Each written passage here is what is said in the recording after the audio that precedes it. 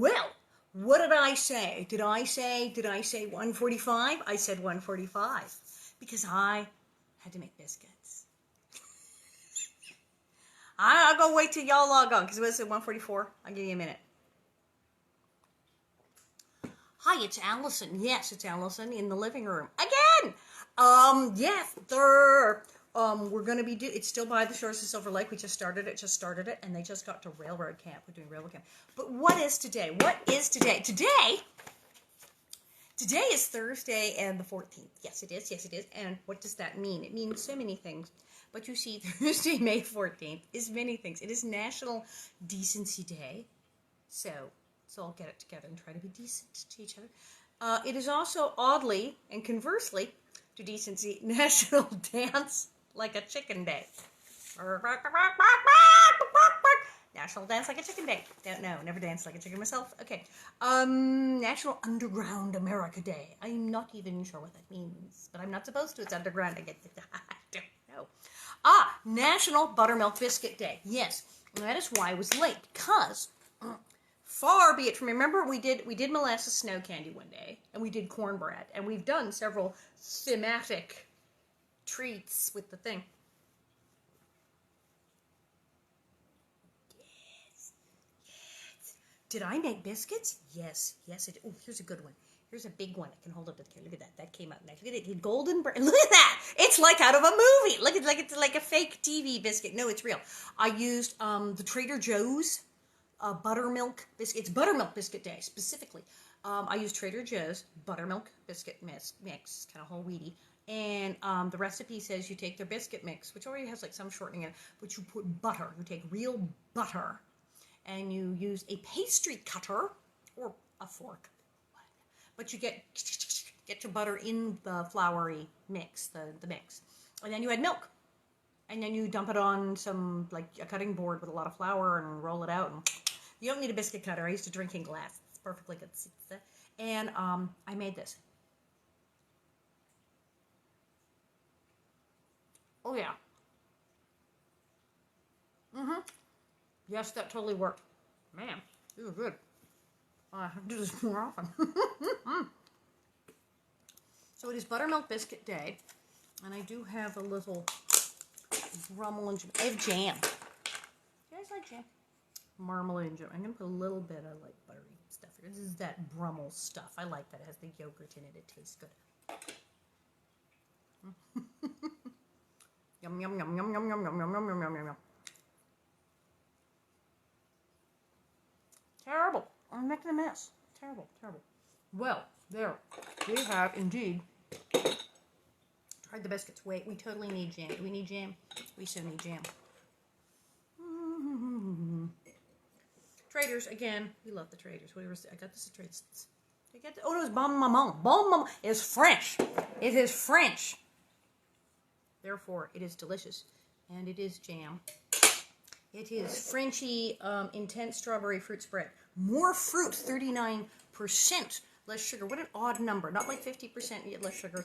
39% less sugar. Then what? Then I guess regular jam.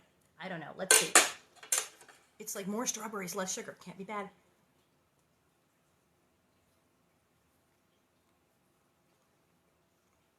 Oh, good. Fine.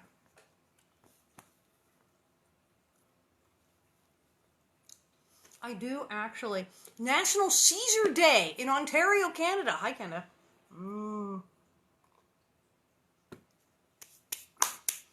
I love biscuits. I actually can make them from scratch. I had the mix, so I figured, what the heck? It's buttermilk biscuit mix. I got it. It's Buttermilk Biscuit Day.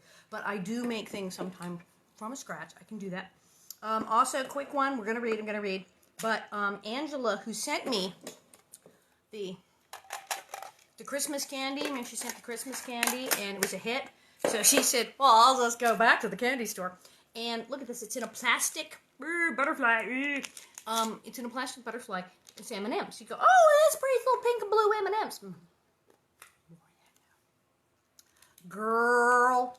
So what she did, they are indeed the very pretty little pink and blue chocolate M&M's. Little teeny little pink and blue. But you're going to be able to see this. Ooh. Yes, yes, you can. You can totally see what that is. Yes, it's a Nellie fish. Yes, yes. She had As I throw them on the floor. Wait, here's one I dropped. This one's not. You can see here. No, I gotta get it. The pink ones you can actually see better. I think maybe in the boat. Try not to drop this on the floor. It's pink. There. Focusing. Yes, it's a Nellie face. It is little teeny tiny Nellie face. Pink and blue. M&M's. They're wonderful. Thank you. Thank you. It's adorable. So, I'm just living the life of Riley here. I gotta tell you. I got a roof over my head. I got a basket full of biscuits. I got jam. I got a cat. I got a husband. And now I have pink and blue Nellie M&Ms. And I have all of you. And I get to sit around and read Little House on the Prairie and have you send me candy. Really, this is hard to beat. I just, I'm blackcurrant. Someone said blackcurrant jam. Yes. Okay. Jam, candy, butter, biscuits. It's a good day. All right. Railroad camp. Now, we're hoping nothing too awful happens. Oh, the railroad camp is rough. So far, okay. So I said we started the book, and immediately Mary went blind, and Jack died. The dog died. And they've already had malaria and scarlet fever and almost burned the house down several times and had prairie fires and multiple plagues of locusts. So now they finally left town. Somebody thought better of that. But they've gone to, they're going to South Dakota, so they go to railroad camp. Railroad camp. It's rough. And they're running around in tents in the railroad camp. So Laura meets some weird people here. Early next morning. Oh, wait, bonnet on. I know I got it right here. Color coordinated as always. Got more bonnets going out tomorrow. Oh my, so many more. Someone wants to send me cotton candy and cotton candy. The rock stuff, but the cotton candy. All right. Early next morning, they were all in the wagon going west. Yay! Grace sat between Ma and Pa on the spring seat, and Carrie and Laura sat with Mary between them on a board laid across the wagon box. Yeah, Pa went out ahead, but they took the train most of the way there, so no doggy in the wagon. Traveling on the cars was rich and swift, but Laura preferred the wagon. Of course she did. For this one day, like this. Oh, that's better. To be light. Okay, good. For this one day's trip, Pa had not put on the cover. The whole sky was overhead, and the prairie stretched away on all sides, with farms scattered over it. The wagon went slowly, so there was time to see everything, and they could all talk comfortably together. Yes, so it's a convertible today. They didn't put the cover on. That's fun. The only noise was the horses' feet clop-clopping, and the little creaking sounds of the wagon. Clop, clop, clop, clop. Pa said that Uncle High had finished his first contract and was moving to a new camp farther west. He said, "The men have cleared out already. There's only a couple of teamsters left besides Dosha's folks. They'll have the last of the shanties down and he'd be hauling off the lumber in a couple of days." Wow, he used the word teamsters and shanties in one sentence. And hauling lumber. Yes, teamsters. We have teamsters now, do we not? It's the people hauling the stuff and loading things and trucks. Teamsters. And on film sets, we have teamsters. Are the big union. And by golly, there are teamsters there. Teamsters and shanties and hauling of lumber. By golly. Are we moving on then too, Ma asked. In a couple of days, yes, Pa answered. He had not looked for a homestead yet. He would get one farther west. Oh, so are we so not surprised? Pa managed to just, oopsies, not actually getting around to a homestead. He didn't bother to find them. A place to live. Minor technicality. The dog has died. They've sold the house. Mary's blind. And he was going to go find them a house. And he didn't. What's he been doing this whole time?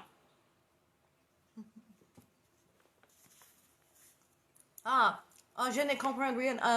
Charles partit la famille pour l'ouest. Il ne trouve pas aux maisons. Qu'est-ce qu'il arrive?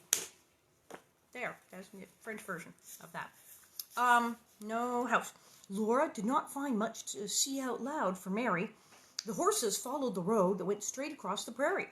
Always beside it was the railroad grade of raw earth. To the north, the fields and houses were the same as at home, except They were newer and smaller. She's trying to be Mary's eyes again, but also. The freshness of the morning wore off. Oh, that sounds... They didn't have antiperspirant deodorant on the prairie. The freshness of the morning has worn off. All the time, little jolts and jiggles came up for the wagon through the hard board they were sitting on. Ow, that's why I don't like riding. I don't like riding in wagons. We had them on the chateau because they're very uncomfortable. No. Très, très inconfortable. No. It seemed like the sun had never climbed so slowly. Carrie sighed. Her peaked little face was pale. They've said that several times. Carrie's pale and peaked. She's not well. But Laura could do nothing for her. Laura and Carrie must sit on the ends of the board where the jiggling was hardest, because Mary must be in the middle. At last the sun was overhead, and Pa stopped the horses by a little creek. It was good to feel still. The little creek talked to itself, and the horses munched their oats in the feed box at the back of the wagon, and on the warm grass, Ma spread a cloth and opened the lunch box. Picnic! That's why Laura likes this, because they have picnics when they're in the wagon. There was bread and butter and good hard-boiled eggs with pepper and salt in a paper to dip the bitten eggs into. Do you do that? When I do hard-boiled eggs, I'll put a little pepper, very little salt, definitely pepper. I'll put on the plate and I'll dip the egg in. Oh, it's good. Bread and butter. Oh, look, wait, I have bread and butter. I have a biscuit and butter and jam and stuff. Mmm.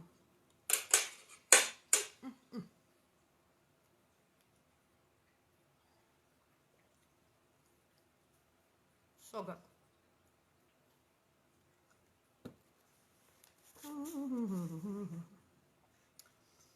Noon ended too soon. Pa had led the horses to drink from the creek, while Ma and Laura picked up the eggshells and bits of paper to leave the place tidy. They don't litter. The Ingalls do not litter. Pa hitched the horses to the wagon again and sang out, "All aboard!" like he's a train. Ha ha ha. Laura and Carrie wished they could walk for a while, but they did not say so. They knew that Mary could not keep up with the wagon, and they could not let her sit in it alone and blind. They helped her climb up and sat down beside her on the board. The afternoon was longer than the morning. Once Laura said, "I thought we were going west." "We are going west, Laura," Pa said, surprised. "I thought it would be different," Laura said. Isn't that always the way? You get talked into this thing, we're all going to get a covered wagon and we're all going to go west. And you're like, I thought it would be different. Yes. Laura thought it would be different. I bet Ma thought things were going to be different when she married this guy, too. Well, just wait till we get out beyond settled country, said Pa. Once Carrie sighed, "I'm tired." But she straightened up quickly and said, Not so very tired." Carrie did not mean to complain. One little jolt is nothing at all. They had hardly noticed 2.5 miles of little jolts when they rode to town from Plum Creek, but all the little jolts from sunrise to noon and all the little jolts from noon to sunset are tiring. I hate riding in wagons. Dark came, and still the horses plodded on, and the wheels, oh no, kept turning, and the hardboard went on jarring. Stars were overhead. The wind was chilly. They would all have been asleep if the jolting board had let them sleep. For a long time, nobody said anything. Then Pa said, "There's the light of the shanty." Shanty? No, it's got to be, yeah. Far ahead, there was a little twinkle on the dark land. The stars were larger, but the light was cold. The tiny twinkle was warm. "What is the twinkle?"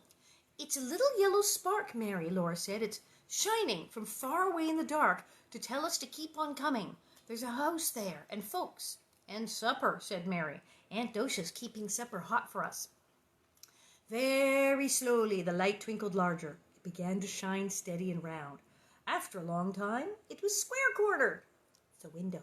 "You can see it's a window now," Laura told Mary. "In a long, low house. There are 2 other long, low, dark houses in the dark. That's all I can see."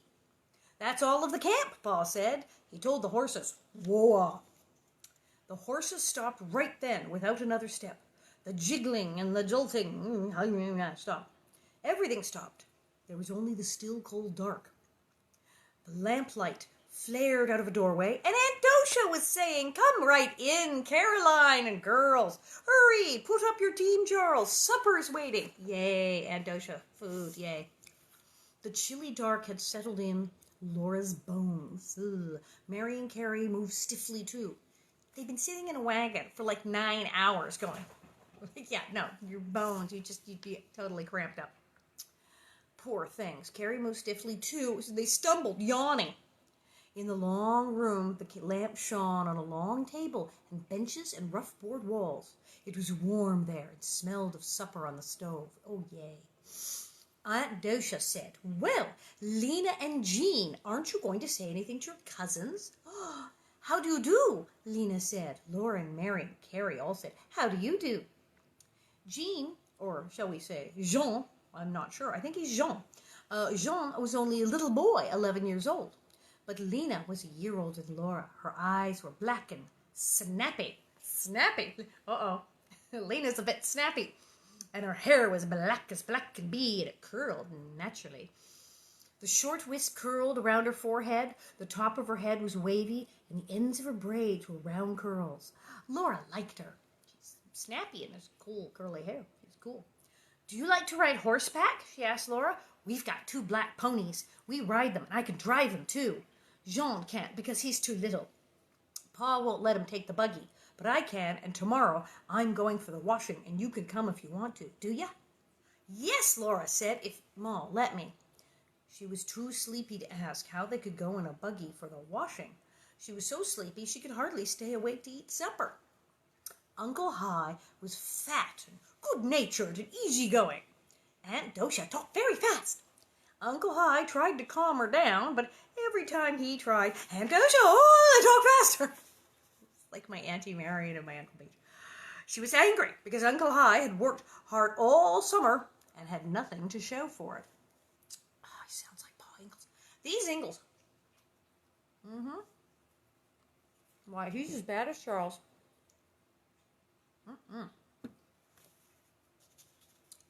He's worked like a nailer all summer. Like a nailer. Bang, bang. I don't know. A nailer all summer. He's even worked his own teams on the grade, and both of us saving and scrimping and pinching till the job was finished. Oh, this chair is so comfy. La, la, la, la. Till the job was finished, and the company says we owe them money. They say we're in debt to them for our summer's hard work, and on top of that, they want us to take another contract, and Hi takes it. That's what he does. He takes it. Well, you know what that sounds like? That sounds like that coal miner thing. "I owe my soul to the company store." Was it 16 tons, or what do you get? Where the company store with railroads and the mine would say, "Okay, you work here. We'll pay you this much, but we'll provide housing and meals." And then they charge you. And the housing and meals magically works out to way more than what they offered to pay you, so that you're, in fact, in debt. And yes, the Coiner wives. What is with the Coiner women and the terrible choices in husbands? Well, at least Pa's handsome. I don't know about this Hi fella. Uncle Hi tried to calm her down again, and Laura tried to stay awake. All the faces wavered, and the voice raveled out thin. Then her neck jerked her head up. When supper was over, she staggered up to help do the dishes, but Aunt Dosha told her and Lena to run along to bed. There was no room in Aunt Dosha's beds for Laura and Lena, nor for Jean. He was going to stay in the bunkhouse with the men. And Lena said, "Come along, Laura. We're going to sleep in the office tent." The office tent? It's the work tent as opposed to the home tent. We're going to sleep in the office tent. Oh, that doesn't sound good at all. Outdoors was very large and dim and chilly. The bunkhouse lay low and dark under the big sky, and the little office tent was ghostly in the starlight. It seemed far away from the lamplit shanty. The tent was empty. There was only grass underfoot and canvas walls sloping up to a peak overhead. Laura felt lost and lonesome. She would not have minded sleeping in the wagon, but she did not like to sleep on the ground in a strange place, and she wished that Pa and Ma were there. Lena thought it was great fun to sleep in the tent. She flopped down right away on a blanket spread on the ground. Laura mumbled sleepily, Don't we undress?" "What for?" Lena said. "You only have to put on your clothes again in the morning." "Okay, kid. Besides, there aren't any covers." Yes, we're just hitting the ground, and yeah, so there's no like bathing. It's indeed, she's just gonna have to like lay down on the grass in her clothes. Okay, Lena's roughing it. She's roughing it. So Laura lay down on the blanket and was sound asleep. She's so exhausted, she didn't care. Suddenly, she jerked awake with a frightful start. From the huge blackness of the night came a wild, shrill howl. It was not an Indian. It was not a wolf. Laura did not know what it was. Her heart stopped beating. "Aw, you can't scare us," Lena called out. She said to Laura, "It's Jean trying to scare us." Jean yelled again, but Lena shouted, "Run away, little boy. I wasn't brought up in the woods to be scared by an owl." "Yeah," Jean called back. Laura began to unstiffen and fall asleep. Well, these railroad camp kids they're rough. They sound rough. They sleep on the ground. They got to change your clothes. I'm just going to stay in these all week. I'll just lay on the ground. What? Got to put them on in the morning. They don't care. And they're rough and antagonizing each other. But, you know, they seem fun. But when they were at Aunt Dosa's house, back in the big woods, there were huge beds, and they like sometimes slept 3 or 4 to a bed, but it was a big, fluffy, comfy bed with pillows and stuff. So Laura's kind of like, Aunt Dosha went and married this guy. Now, the next chapter, the black ponies. So that picture they had for this chapter is indeed, yes, the rough, curly-haired, scrappy, sassy, snappy. She's snappy. The snappy girl taking her to the tent. And now we're going to ride ponies. Yay, ponies. Ponies are cute. Sunshine coming through the canvas onto Laura's face woke her. She opened her eyes just as Lena opened hers, and looking at each other, they laughed. "Hurry up, we're going for the washing," Lena sang out, jumping up. She's very excited about laundry day. So, I don't know, man. Laundry day. They hadn't undressed, so they did not need to dress. I hope there's some bathing later on in the story. Ugh. They folded the blanket and their bedroom work was done. They went skipping out into the large, breezy morning. The shanties were small under the sunny sky. East and west ran the railroad grade in the road. Northward, the grasses were tossing tawny seed plumes. Men were tearing down one of the shanties with the pleasant racket of clattering boards. On picket lines, in the blowing grasses, the 2 black ponies with blowing black manes and tails were grazing. Oh boy. "We've got to eat breakfast first," Lena said. "Come on, Laura, hurry." Everyone, except Aunt Dosha, was already at the table. Aunt Dosha was frying pancakes. "Get yourselves washed and combed, you lie-a-beds. Breakfast's on the table, and no thanks to you, lazy miss." This is like, everyone is like so sweet at the Ingalls. And then they get out to Dosha's, at the camp. Oh, Silver Lake, someone else. We're doing Silver Lake. They get up to the rail camp, and people are just like, "Eat your breakfast!" Arr, arr, snarl. Rough people here. Rough folks. Aunt Dosha, laughing, gave Lena a spank as Laura went by. This morning, she was as good-natured as Uncle Hot. So they're joking around. It's good, but they railroad people. Breakfast was jolly. Pa's great big laugh rang out like bells, but afterward, what stacks of dishes there were to wash. Lena said the dishes were nothing to what she had been doing. Dishes 3 times a day for 46 men, and between times for the cooking. Oh. She and Aunt Dosha had been on their feet from sunrise till late at night, and still they couldn't keep up with all the work. That's why Aunt Dosha had hired the washing out. This was the first time that Laura had ever heard of hiring out the washing. A homesteader's wife did Aunt Dosha's washing. She lived 3 miles away, so they'd have a 6-mile drive. Now, to us nowadays, to drive 6 miles to the laundromat, drop it off, fluff and fold. Yes, she's invented fluff and fold in the 1870s. To go 6 miles to drop it off a fluff and fold, that's not that bad. But then I was like, but washing takes a long time. And we're not talking machines. We're talking by hand with, ringers and things and hanging it up. So indeed, yes, they got some, if you're doing all the dishes and all the cooking, you may just have to say, someone else needs to wash all these clothes. So, Terrible, terrible. So she's 6-mile drive to taking the wash. Laura helped Lena carry the harness to the buggy and lead the willing ponies from their picket lines. She helped put the harnesses on them and the bits into their mouths, and then the hames on the collars, clasping their warm black. This talk, I know what the bit is in the harness, but hame on the collar. And the tail pieces under their tails. Then Lena and Laura backed the ponies in beside the buggy pole and fastened the stiff leather traces to the whiffle trees. I don't know what a whiffle tree is. Whiffle trees. Sounds fun. They climbed into the buggy and Lena took the lines. Pa had never let Laura drive his horses. He said she was not strong enough to hold them if they ran away. As soon as Lena had the lines, the black ponies started gaily trotting. The buggy wheels turned swiftly, the fresh wind blew. Birds fluttered and sang and flew, dipping over the tops of the blowing grasses. Faster and faster went the ponies. Faster went the wheels. Laura and Lena laughed with joy. The trotting ponies touched noses, gave a little squeal, and ran. Mee! Up sailed the buggy, almost jerking the seat from under Laura. Her bonnet flapped behind her, tugging at the strings around her throat. She clutched onto the seat's edge. Oh, no. The ponies were stretched out low, running with all their might. Oh, ponies are mean. Ponies will do that. Ponies are rough. They're running away, Laura cried out. Let 'em run, Lena shouted. Oh, great. Slapping them with the lines. They can't run against anything but grass. Hi! Yee! Yee! Yee! Yee! She yelled at the ponies. That's what it says. Their long black manes and tails streamed on the wind. Their feet pounded. The buggy sailed. Everything went rushing by too fast to be seen.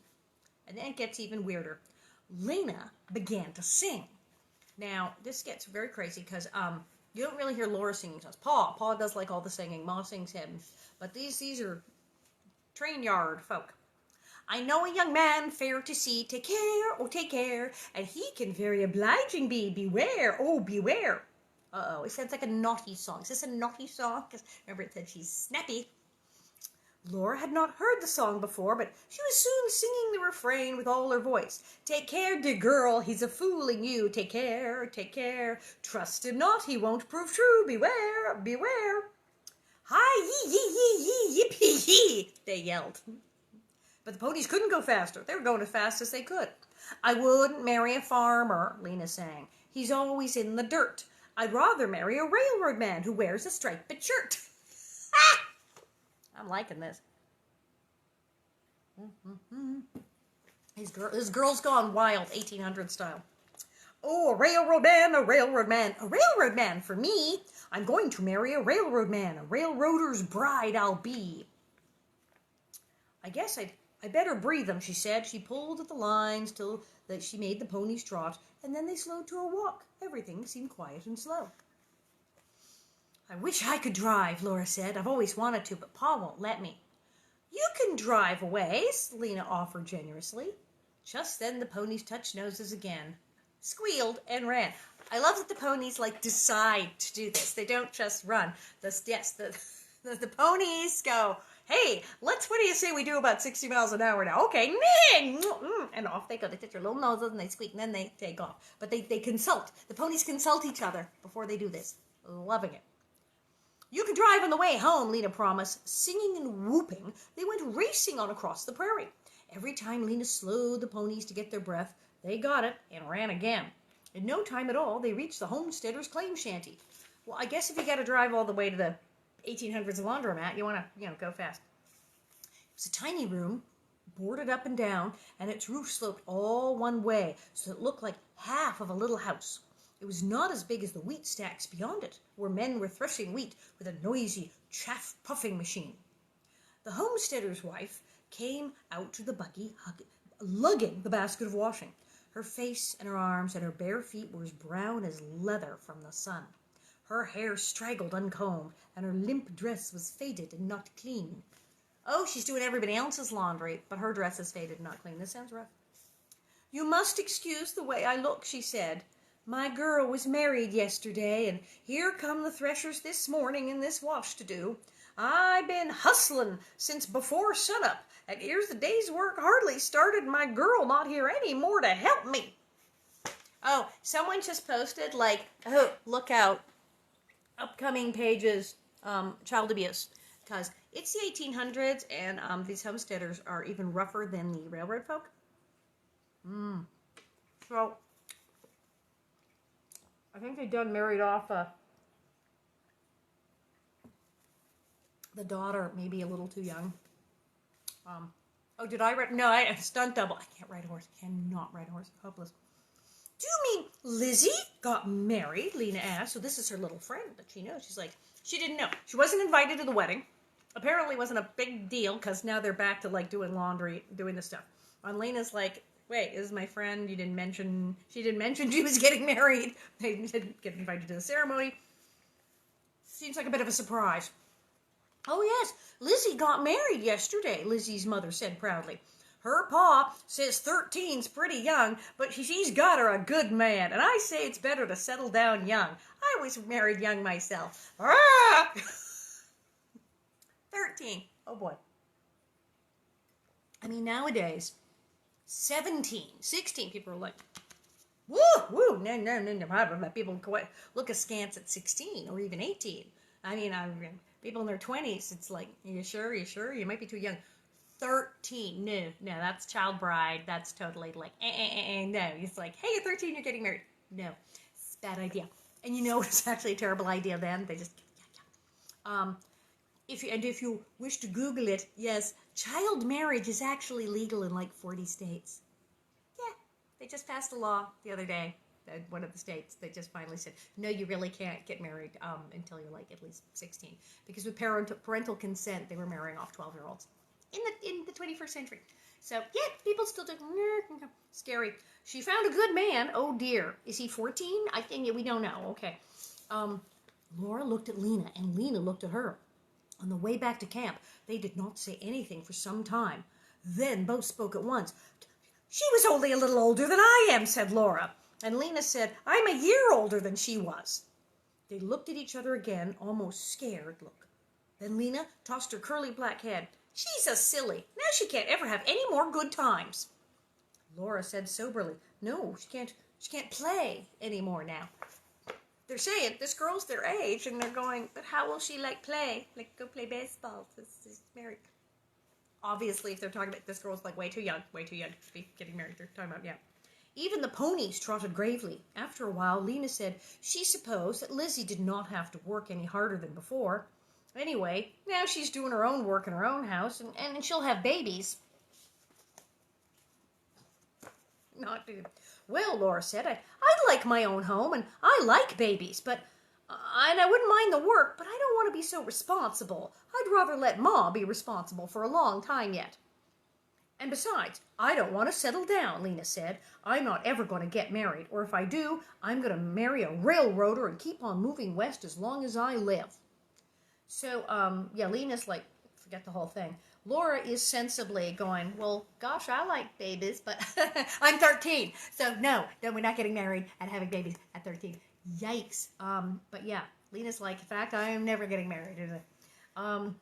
Yeah, so even they know, even that it's 1870, she noticed Laura and Lena growing up in the same area at the same time. They're not going, oh yeah, that's great, yeah, totally, Lizzie got married at 13. They're not. They're going, 13? Seriously? Yeah, even they think it's weird. Okay, so there you go. May I drive now? Laura asked. She wanted to forget about growing up, I should think. Lena gave her the lines. All you have to do is hold the lines, Lena said. The ponies know the way back. At that instant, the ponies touched noses and squealed. Eee, hold on to them, Laura, hold on to them, Lena screeched. Laura braced her feet and hung onto the lines with all her might. She could feel that the ponies didn't mean any harm. They were running because they wanted to run in the windy weather. They were going to do what they wanted to do. Laura hung on to them and yelled, yee, yee, yee, yippee! She'd forgotten the basket of clothes, and so had Lena. Oops. All the way back to camp across the prairie, they went whooping and singing. The ponies went running, trotting, and running again. When they stopped by the shanties to unhitch and pick at the ponies, they found all the top layers of the clean washing on the buggy floor under the seats. Yes, Yes. I have a friend, I'm doing his laundry. A friend, he's totally like immune compromised, cannot leave the house. So he doesn't have a laundry at his house. He doesn't have a washing machine in his building. So he was going to the laundromat. I was like, yeah, probably not a good idea. So I pick up his laundry and I have it all wrapped up in like a laundry bag. Otherwise, yes, I would hit a bump and all the lovely clean clothes would go all over the trunk. You have to be careful when you're hauling around people's laundry. Yeah, these kids getting married ain't fun either. Like, some people are saying, well, yeah, back in those days, it meant, congratulations, you're married. Here's a wash tub. And here's a broom and a mop. Oh, wait, one of real broom. I'll give you the stick with the little... It means you could just be scrubbing. Just scrubbing and cooking and cleaning. Blech. Blech, I say. Poor girls. Now they've dumped clean laundry all over the buggy. Oh, they're in trouble for sure. Guiltily, they piled and smoothed them and lugged the heavy basket into the shanty where Aunt Dosha and Ma were dishing up the dinner. You girls look as if butter wouldn't melt in your mouths, said Aunt Dosha. What have you been up to? I've heard that expression here, a kid. Look at butter wouldn't melt in your mouth. Why, we just drove out and brought back the washing, said Lena. That afternoon was even more exciting than the morning. As soon as the dishes were washed, Lena and Laura ran out to the ponies. Jean had gone on one of them. He was riding away to run across the prairie. No fair, Lena yelled. The other pony was galloping in a circle, held in by its picket rope. Lena grabbed its mane, unsnapped the rope, and sailed right up from the ground onto the back of the running pony. Laura stood watching. Lena and Jean raced in circles, yelling like Indians. They rode crunching, their hair streaming back, their hands clutching the flying black manes, and their brown legs clasping the pony's sides. Yeah, they're bareback, no saddle. That's the picture. They're just little wild children who jump on their horses and go. Laura's pretty jealous by now. The ponies curved and swerved, chasing each other on the prairie like birds in the sky. Laura would never have tired of watching them. The ponies came galloping and stopped near her, and Lena and Jean slid off. Come on, Laura, Lena said generously. You could ride Jean's pony. Who says she can't? Jean demanded. You let her ride your own pony. Sounds like a Willie Oleson kind of thing going here. You better behave or I'll tell how you tried to scare us last night, said Lena. Laura took hold of the pony's mane. But the pony was much larger than she was. Its back was high, and the pony was strong. Laura said, I don't know if I can. I never did ride horseback. I'm surprised. Laura didn't ride horseback, didn't she? I'll put you on, said Lena. Laura's like all about horses. I'm surprised she hasn't been riding a horse till then. She had horses and ponies. She never rode Bunny. She had a horse named Bunny, and then like Bunny's gone. And all the animals that had big parts in the show, Jack, Bunny, they're just like not in the book. Terrible. I'll put you on, said Lena. She had her pony by the forelock with one hand, and bending down, she held her other hand for Laura to step onto. Jean's pony seemed larger every minute. It was big and strong enough to kill Laura if it wanted to, and so high that to fall off it would break her bones. She was so scared to ride it that she had to try. Yes, that's so Laura. Oh my God, this is really dangerous. I could fall off and kill myself. Quick, let me get on. Someone saying we never see Laura play again after this until she gets this. So this is the beginning of the end for Laura. She realizes she's getting too old for all of this. Oh no. She stepped into Lena's hand. She scrambled up the warm, slippery, moving mass of pony. Oh, I like that one. Scrambled up the warm, slippery, moving mass of pony, while Lena boosted. Then she got one leg over the pony's back, and everything began moving rapidly. Dimly, she heard Lena say, "Hang on to his mane." Off she goes. She was holding on to the pony's mane. She was hanging on to deep handfuls of it with all her might, and her elbows and her knees were holding on to the pony, but she was jolting so that she couldn't think. The ground was so far beneath her that she didn't dare look. Every instant she was falling, but before she really fell, she was falling the other way, and the jolting rattled her teeth. Far off she heard Lena yell, "Hang on, Laura!" No. Then everything smoothed into the smoothest rippling motion. This motion went through the pony and through Laura and kept them sailing over waves in rising air. Oh, that sounds fun. Laura's screwed up eyes opened, and below her she saw the grasses flowing back. She saw the pony's black mane blowing, and her hands clenched tight in it. She and the pony were going too fast, but they were going like music, and nothing could happen to her until the music stopped.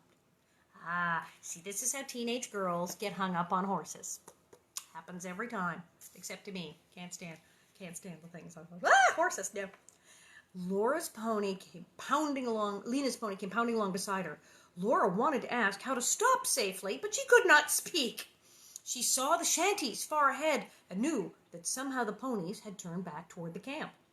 Then the jolting began again. Then it stopped, and there she sat on the pony's back. "Didn't I tell you it's fun?" Lena asked. "What makes it jolt so?" Laura asked. "That's trotting. You don't want to trot. You want to make your pony gallop. Just yell at it like I did. Come on, let's go a long ways this time. You want to?" "Yes," said Laura. "All right, hang on now, yell." And I know what she's saying because when I was a little tiny little girl, I went to Ponyland and I did try to ride a horse. I rode mostly the horses, little ponies, just kind of walk. That was okay. And then one day, and a pony suddenly started trotting, and I was like, "This is not good." And then it galloped, and that's when I didn't really want to ever do that again. It's like terrifying. I had a runaway horse. I had a runaway pony. Oh, I also, Knott's Berry Farm. Maybe you've heard Knott's Berry Farm, California. Knott's Berry Farm used to have burro rides. I did that. I had a runaway burro. Hold on.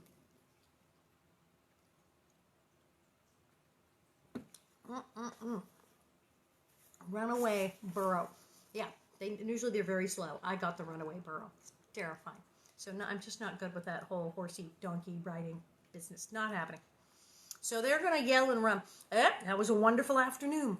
Twice, Laura fell off. Oh no. Once the pony's head hit her nose and made it bleed. But she never let go of the mane. Her hair came unbraided, and her throat grew hoarse from laughing and screeching, and her legs were scratched from running through the sharp grass and trying to leap onto her pony while it was running. She almost could, but not quite.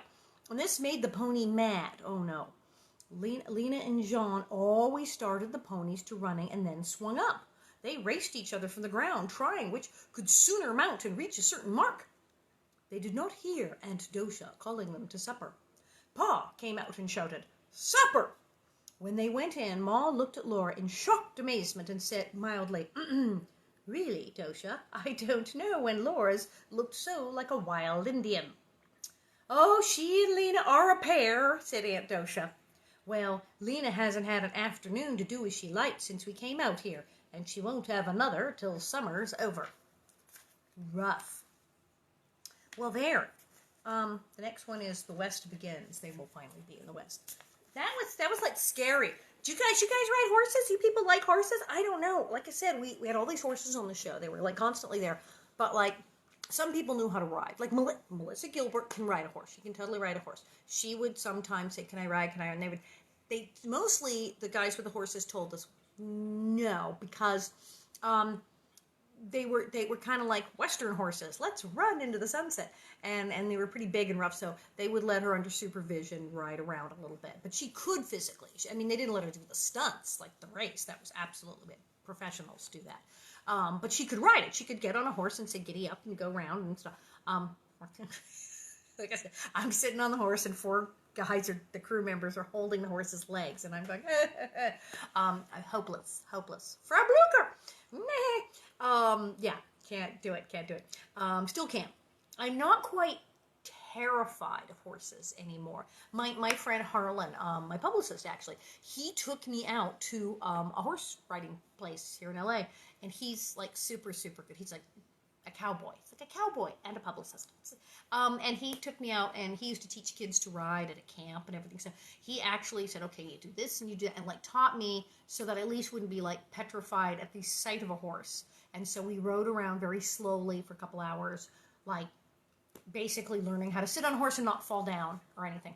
And it was good. So I can now honestly say that I'm not, I don't like have an anxiety attack if I pass a stable, which is like pretty much how it was before. It's like, nay, run away. I don't hate horses. I like them. They seem like nice animals. But I can I'm hopeless. I can now be like plonked on a horse and like go 10 feet without dying. But that's about it. Won't be doing a remake of National Velvet or anything. No. So horseback riding. And here I was on a western. It was a little house in the prairie for 7 years, and I can't ride a horse. So there you go. However, luckily, unlike Nellie Oleson, I can cook and I can make buttermilk biscuits. Neener. So, and fabulous ones at that. So Saturday is, I'm doing the show again, and there's tickets left. So go in that stageit.com thing if you don't already, and it's like $10, and you can, and then I'll be in your living room Saturday night. It'll be crazy. And then tomorrow, 1:30. We will do this again. What's tomorrow? I got to make sure so I don't forget to make whatever the heck. Is there food tomorrow? Tomorrow's the 15th. Peace officers. Oh, tomorrow is National Chocolate Chip Day. Does that mean should I make chocolate chip cookies? I'm thinking maybe that's a thing. Nylon stockings. Oh, pizza party day. Okay, look out. There could be cookies. Maybe. Might involve having to go to the store. So, I don't know. But maybe. Well, that's it. I'm going to go eat some more biscuits. Try to clean up the mess I made. And then I got a couple more bonnets to get in envelopes for you. So, take care. Bake something. What the heck? And, wash your hands. And everything's going to be fine soon. See you tomorrow.